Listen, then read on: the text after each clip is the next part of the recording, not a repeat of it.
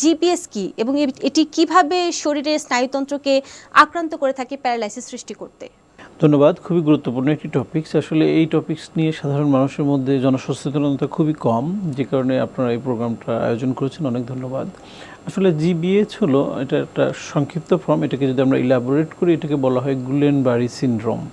তো এটা একটা ভাইরাল ডিসঅর্ডার, যেখানে নিউরোলজিক্যাল একটা ডিসঅর্ডার, কিন্তু ভাইরাসের আক্রমণে এই স্নায়ুতন্ত্রটাকে আস্তে আস্তে দুর্বল করে ফেলে এবং প্যারালাইসিস তৈরি হয়। ইভেন এই ধরনের আক্রান্ত হওয়ার পরে অনেক রোগী ব্রেথলেসনেস বা শ্বাসকষ্ট হয়ে মারা যেতে পারে। বিশেষ করে আমরা পরিসংখ্যানে দেখতে পাই যে 10% রোগী তারা অনেক সময় শ্বাস প্রশ্বাসজনিত কারণে তারা মারা যায়। তবে এই রোগের সবচেয়ে গুরুত্বপূর্ণ যে বিষয়, দ্রুত একটা বিশেষায়িত হসপিটালে নেওয়া এবং রোগটাকে সঠিকভাবে ডায়াগনোসিস করা।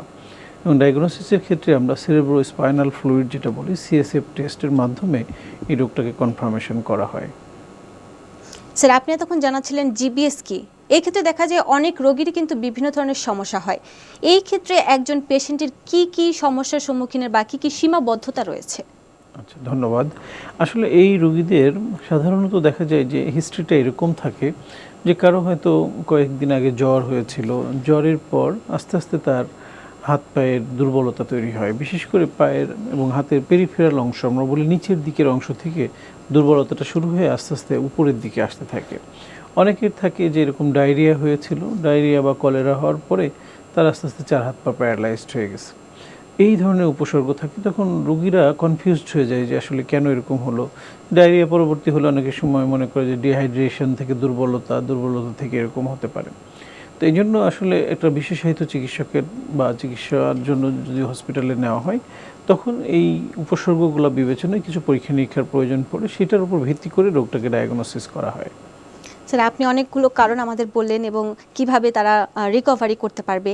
আরেকটি বিষয় তুলে ধরবো, আপনি একজন ফিজিওথেরাপি বিশেষজ্ঞ। সেই ক্ষেত্রে একজন ফিজিওথেরাপি কখন শুরু করা উচিত জিবিএস রোগীর ক্ষেত্রে? কোন সময়টা সবচেয়ে বেশি নিরাপদ মনে হয় আপনার ক্ষেত্রে?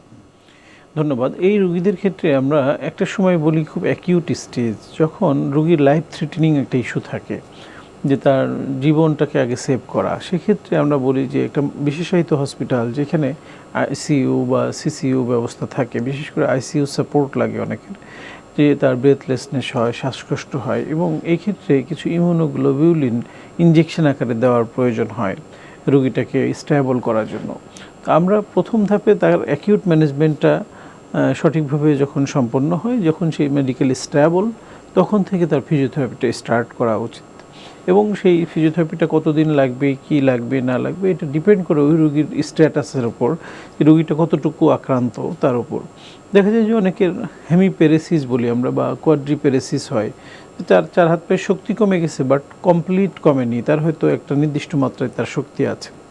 আবার অনেকের আছে যে কমপ্লিট প্যারালাইজড হয়ে যায়, যে তার একেবারেই হাত পা মুভ করার মতো অ্যাবিলিটি থাকে না।